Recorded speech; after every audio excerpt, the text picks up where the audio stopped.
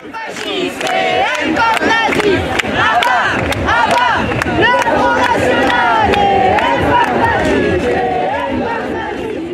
sommes sur la place de la République aujourd'hui à Paris où a lieu la manifestation contre le Front National. On peut voir qu'il y a une grosse ambiance, beaucoup de monde. Il y a notamment beaucoup d'associations et on va essayer d'en savoir davantage sur les revendications aujourd'hui. C'est magnifique qu'on oublie le port politique pour se réunir contre le racisme parce que le FN pour moi c'est pas un parti politique, c'est une idéologie juste raciste. To switch that to someone who is still like that, have that mentality of I mean protectionism or like populism, I think will ignite the memories of the Second World War.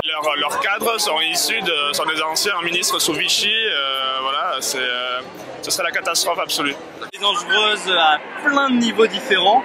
Le premier, le plus important, c'est sur le côté de l'humain. Les valeurs qu'elle transmet, c'est-à-dire la peur de l'autre, la xénophobie, l'homophobie, c'est des valeurs qui ne sont pas françaises.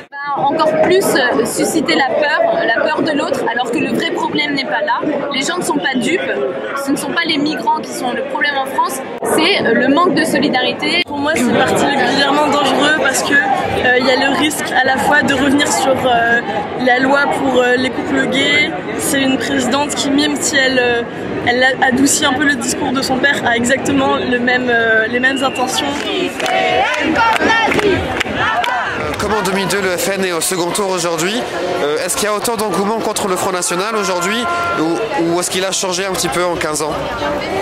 Je pense que les gens sont moins remontés contre le Front National parce que c'est un parti qui s'est beaucoup banalisé. Je suis allé il y a 15 ans avec mon père en 2002. Pour manifester, j'avais 7 ans, maintenant j'en ai 22 et ça me rend triste de devoir aller dans la rue. Si la situation elle est pareille qu'en 2002, elle a certes évolué parce que voilà, comme je vous disais, les médias, on a un peu normalisé le FN, mais avec le départ de son père, avec pas mal d'autres histoires qui sont sorties derrière, mais dans le fond, la politique du Front National elle change pas. Maintenant on sait que c'est possible, donc forcément les gens étaient préparés, ils n'étaient pas dans la révolte pareil. Mais je trouve que c'est justement important qu'aujourd'hui on soit là pour montrer que non, on est révolté, on est choqué et c'est pas admissible.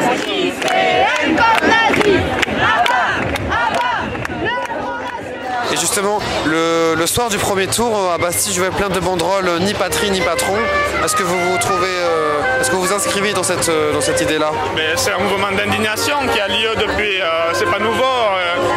Moi j'ai participé intensément à la nuit debout, c'est une réaction. Oui, je suis d'accord parce que Macron c'était pas un vote d'adhésion, c'est des gens qui ont voté utile. Donc c'est vrai qu'il ne représente pas la France. J'ai voté Benoît Hamon.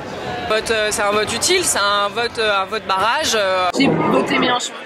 Il y a une politique migratoire qui est accueillante, une politique aussi de France en paix.